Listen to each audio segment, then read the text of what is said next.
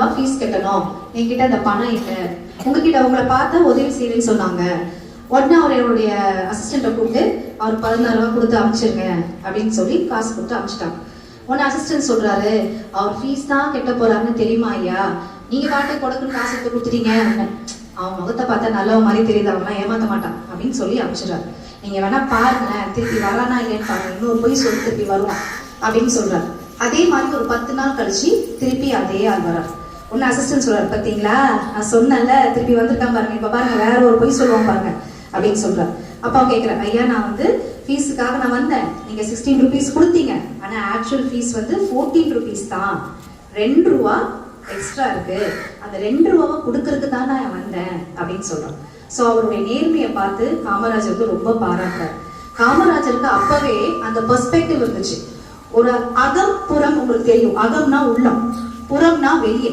புற தோற்றத்தை பார்த்து ஏமாறாமல் அகத்தை பார்த்து அவர் கரெக்டா ஜட்ஜ் பண்ணார். இன்னைக்கு நம்ம வந்து உத்திராட்ச கொட்டை அதெல்லாம் போட்டு வந்து என்ன செஞ்சிருவோம், அவங்க சாமியா நினைச்சு அவங்க காலில் விழுந்துருவோம். சரியா? அழகா இருந்தா என்ன செய்வாங்க, பொய் சொல்ல மாட்டாங்க அப்படின்னு ஒரு நினைப்பு. ஸோ புற தோற்றத்தை பார்த்து ஏமாறாம அகத்தோற்றத்தை பார்த்து நம்ம வந்து கரெக்டா நம்ம ஜட்ஜ் பண்றவங்க அன்னைக்கு லீடர்ஸ்லாம் இருக்காங்க. நேர்மையை கடைபிடிச்சாங்க. மும்பையில வந்து மகாத்மா காந்தி ரொம்ப பிரபலமா இருந்த காலகட்டத்துல மும்பையில வந்து நிறைய பேர் மகாத்மா காந்தி மாதிரி வேட அணிஞ்சிட்டு திரிவாங்களாம். அப்போ அந்த டைம்ல மும்பைக்கு வந்து மகாத்மா காந்தியே போறார். ஒரு தடவை போய் பார்க்கும்போது அந்த ரயில்வே ஸ்டேஷன்ல எல்லாம் அவரை மாதிரி நிறைய பேர் ட்ரெஸ் பண்ணிட்டு விற்கிறது, சின்ன சின்ன விற்பாங்கல்ல, பூரி இது மாதிரி சின்ன சின்ன விற்பாங்கல்ல திங்ஸ்லாம், அதே மாதிரி மகாத்மா காந்தி வேஷம் போட்டே விற்பாங்களாம். அவரு ட்ரெயின்ல ஏறாரு, ட்ரெயின்லயும் அவரை மாதிரி நிறைய பேர் வேட அடைந்து உட்கார்ந்துருக்காங்க. டிடிஆர் வந்தாரு, கரெக்டா அவர்கிட்ட வந்து, பாபுஜி எங்க போறீங்க, எந்த இடத்துக்கு இப்ப டிராவல் பண்றீங்க அப்படின்னு கேட்டாரு. உடனே எனக்கு ரொம்ப ஷாக் ஆயிடுச்சா, நிறைய பேர் என்ன மாதிரி வேட எடுத்து இருக்கிறாங்க, எப்படி கரெக்டா என்கிட்ட நீங்க வந்தீங்க, உங்க கையில தான் டிக்கெட் இருக்கு அப்படின்னு சொன்னாரு. எல்லாருமே சும்மாதான் உட்கார்ந்துருக்காங்க அப்படின்னு. அப்போ ஒரு சின்ன சின்ன விஷயத்துல அப்படி நேர்மையா இருந்த தலைவர்கள் வாழ்ந்த நாடு இது.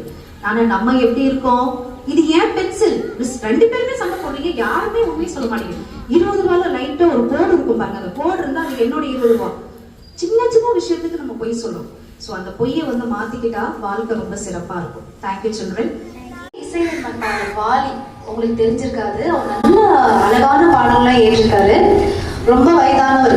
அவர்கிட்ட ஒருத்தர் ஷேகர்னு ஒருத்தர் வந்து வேலை செஞ்சார். அவர் வந்து கீபோர்டு இசையமைப்பாளர். அப்போ அவர் வந்து ஒரு நாள் வாலிட்ட சொல்றாரு, ஐயா ரெக்கார்டிங் டைம்ல நான் ரொம்ப லேட்டா வரேன், ரெக்கார்டிங்க்கு நான் ரொம்ப லேட்டா வரேன், அதனால எனக்கு ஒரு பழைய பைக் இருந்தா கொஞ்சம் எடுத்து கொடுங்கய்யா அப்படின்னு சொல்றாரு. ஒன்னு வாலி என்ன பண்றாரு, ஒரு பெரிய பணக்காரர் ஒரு தொகுப்பாளர் டைரக்டர் வீட்டுல ஒரு செகண்ட் ஹேண்ட் கார் இருக்கு.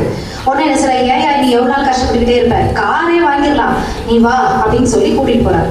அங்க போய் அந்த காரை பாக்குறாங்க, இவரை சுத்தி சுத்தி பாக்குறாரு, காரு ரேட்டு ரொம்ப அதிகமா இருக்கு.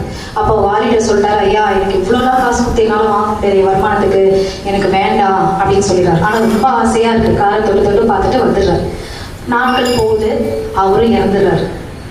அவருடைய மகன், ஷேகருடைய மகன் நம்முடைய இந்தியாவுக்கு 2 ஆஸ்கர் அவார்டு வாங்கி கொடுத்தாரு.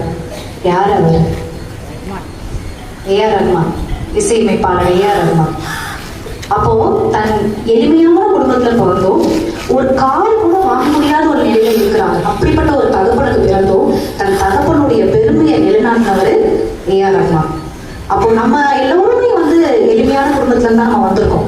அப்போ நம்ம என்ன செய்யலாம், பேரண்ட்ஸோடைய பெருமையை பேசுற மாதிரி செயல்களை நம்ம செய்யணும். அவங்க பேரு கெடுக்கிற மாதிரி செயல்களை நம்ம செய்யக்கூடாது.